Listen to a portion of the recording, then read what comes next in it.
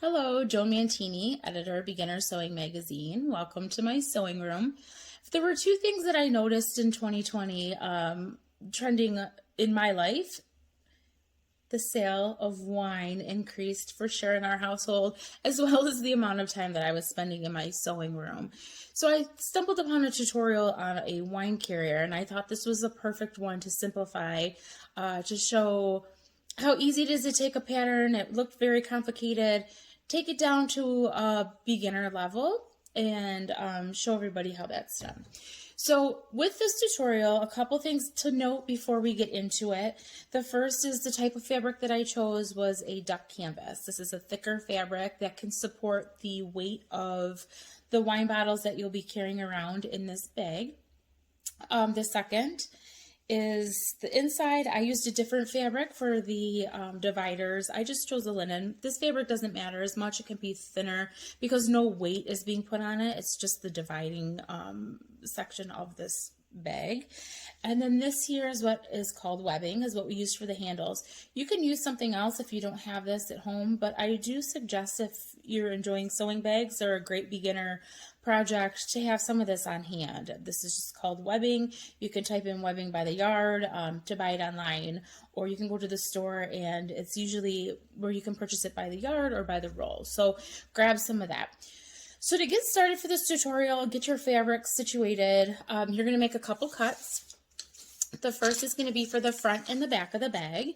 And for that, you'll have two separate pieces. You're going to want to cut 14 inches by 10 inches. So 14 inches is going to be the long way. If you're working with a directional fabric, which I don't suggest as a beginner, I just think you should pick something that has multi-direction or no printer pattern that's going to have rhyme or reason, because it's one less headache that you have to try and figure out. I'm sure a lot of us can tell you how many times we've sewn things together upside down or cut the pattern out the wrong way and the fabric is ruined. So save yourself if you're just getting started out and pick something that is multi-directional or has no rhyme or reason to the print, so that you don't have to worry which is top and which is bottom when you're doing your cutting. So for this, you'll do 14 inches by 10 inches will be your two main pieces. You'll have one piece that is going to be 7 inches by 32 inches, and this is the long one that's going to connect the front and the back. It'll go down the side, across the bottom, and then up the other side. Then you're also going to have a cut for your dividers, which will be two pieces of fabric that are going to be 11 by 10 inches. And your final cut will be for your handles if you're doing a handle that needs to be cut. Again, make sure it's something supportive. It doesn't have to be the webbing, but 14 inches in length is what that should be to have the approximately, give or take. If you want it longer, it's your creation. You can do as you want. So let's go over to the sewing table. I'm going to show you how I did this kind of step by step, putting it together. Come to your craft table with your pieces cut out and we can walk through this step by step together. Follow me.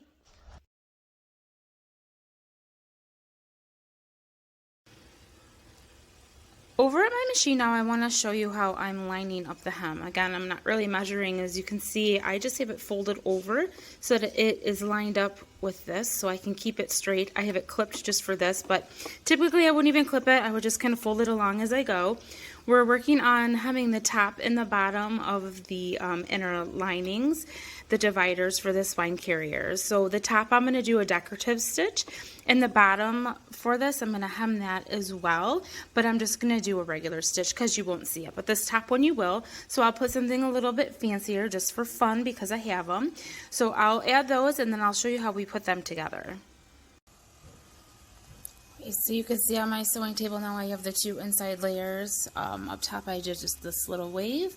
There's the back, nothing fancy because we're looking for that frayed effect, and it'll get a little bit on there when you wash it as well. And on the bottom of the two I just did straight so they line up. So now what we're going to do is we're going to put them, I'm going to flip back the inside to the inside, line this up. I'm going to line it up perfectly, and I'll do it better when it's off camera. If you want to pin or make a mark on this, you can, because what we're going to do now, we're not going to sew around the sides. What we're going to do is we're going to sew the divider right down the middle of this piece of fabric. So if you need something to help keep your middle, it doesn't need to be straight. No one's going to see it. It's going to be inside your bag. But if you would like to keep it more centered, if you're just getting started, feel free to mark it. But that's all we're going to do. We're going to leave all this other edges open. So just straight down the middle, and then we'll move on to the main part and piecing it all together. Let's take a look at what we have so far. So we have our decorative stitch up top, stitch down the middle, and we finished off this bottom part as well. We can still open from the top, and we can still open from the sides and the bottom of this. So that's our insert. I've also done a seam around the tops of this side and bottom piece that's going to wrap around, and I'll show you how we're going to put that together in a second. But both of those, leaving this as a raw edge, because these, when they pull, that's what's going to give it that frayed vintage look. Then I have the top and the bottom piece, where I've done only the top. Same thing, I went in about that much, didn't really measure, just used my foot on my sewing machine to guide so that the seams would line up when it was together, like so. So now what we're going to do is we're going to get it put together. So we're going to lay it like it's going to be viewed as the bag. So we're going to have, this will be my back. I will lay in this little insert or the divider, whatever you want to call it. This doesn't have to line up perfectly. If it goes over, that's fine, because it'll just give it more of a frayed look. It'll give it more texture, more of a feel. But you don't want this, you want it to at least come over to the edges. It can't be inside of it, but it can be over it.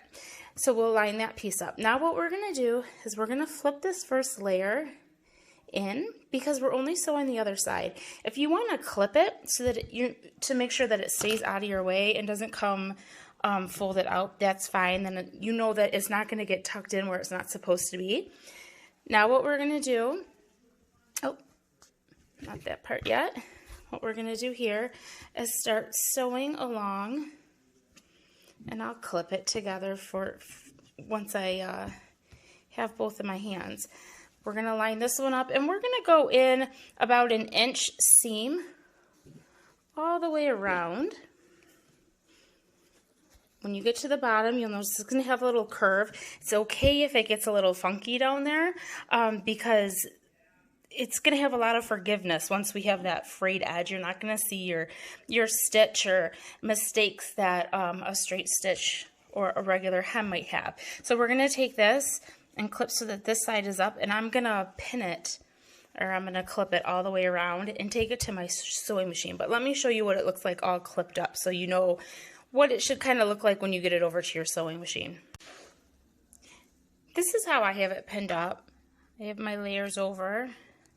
When it gets down, you can tell it doesn't look, it looks a little bit wonky, but what I do is I clip the middle to the middle, and as I'm sewing, I will pull it so that it lines up to make sure that that clip gets to there. I kind of just do it while I'm going. So I'm going to start up here. I'm going to do about an inch in, removing my clips as I go, all the way around. And what I'm actually going to do to give it more support is I'm going to do the first stitch, then I'm going to go inside of that just a little bit and do a double stitch for just a little extra protection, because wine bottles can be heavy, and we're putting 4 of them in here. So nothing wrong with a little extra support with our wine bags. I'll take that over, and then we will get our final piece sewn in. Now, if you just sew that and you're thinking, this does not look right, this is really wonky, everything's hanging over, it didn't line right. If your center is in the center, when you do the top, it's going to line up right, I promise. We're going to trim it up and clean it up later. So it might not look great yet, but let's have faith in it. So we're going to open this up, and we're going to unclip, because now we need these other sides. No, I'm sorry, I should show you two here. That's about how far I went in, and then I did the double stitch there. Just even, you're not really going to see it because it's going to get really frayed and have that vintage look anyways. It's just for extra support. So we're going to open this up. We're going to unfold our inside, And we're going to take these and match it up with this open side, and we're going to bring in our other piece, and we're going to line this up. We're going to do that all the way around, and we're going to get this side in with this corner, and we're going to pin this side up just the same way we did the other one. Again, keeping the center into the center so that we know that it's, like I said, going to look a little wonky now, but once it's finished, it will line up once we get it cut up. So let's get it all clipped in. This is actually starting to look like something now. So just like the other side, I clipped the center to the center, and I've clipped all the way around. We see we're going to have this where we're going to hold it down and play with it just like we did on the other side. Doesn't have to line up. And when you open it, before you sew, make sure that you have your clips on right where you'll have it. See where my 4 sections are going to be for my wine bottles, so it's kind of spread apart the right way. So this is a good checking point to make sure you have it right. And then we'll do the same seam, double seam around this side. And then the other thing that we'll have to do before it's finished, actually there'll be 2 steps. We're going to cut it to give it a little bit more fray, and then we are going to add our handles. I trimmed one of the sides up just to show you. So if you can see this bottom side, it's still needs to be trimmed, but all I did was cut it. Doesn't need to be straight again, because what you're going to do after you get it cut is you're going to go and make little side cuts up into your stitch just every so often, no rhyme or reason. And what that does is when you wash your bag, that allows for these little things, little threads to fray and come off easier, so that just again like the rag quilt concept, it will get that vintage softened edge look a little bit sooner. Like this one here has been washed once, so you can see that it's softened up. You can't see much, but you can see how nice it's started to fray up just after one wash. But these little pieces will keep coming off all the way up until this first stitch. So the more frayed you want it, you know, the longer you can make it for this loose end here. So what you'll do next then is obviously clean up the bottom, cut the stitches around that, and then we're going to cut our 2 pieces for the handles. So here you have it. We have our handles sewn on, we have our cuts all around. The last thing to do then to get the finished vintage look would be to throw it in the washing machine. The more you wash it, the more frayed it gets, the softer it will get. Again, this is just after one wash. So this is what you can expect, and then your final step will be to go fill it up. Enjoy. Happy sewing.